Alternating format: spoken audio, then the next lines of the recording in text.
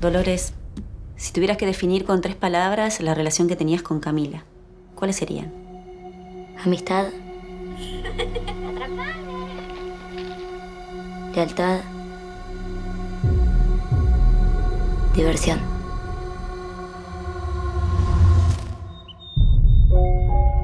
Transcurridos ya 2 años y medio del crimen de Camila Nieves, va a comenzar finalmente en 3 semanas el juicio oral contra la única imputada, Dolores Dreyer. Tenemos que estar unidos. Ya falta poco.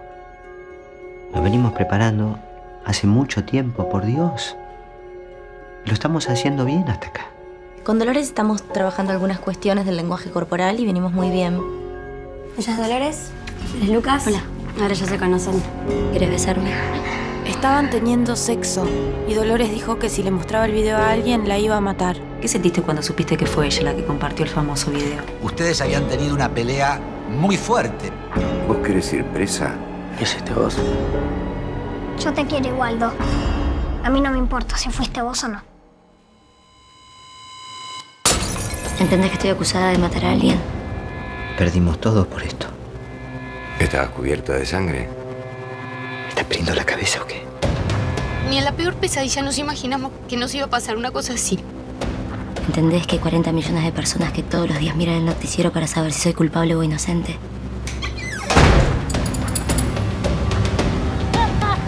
Yo pienso que vos querés que la gente sepa la verdad, que no sos una asesina. Si es que no lo sos.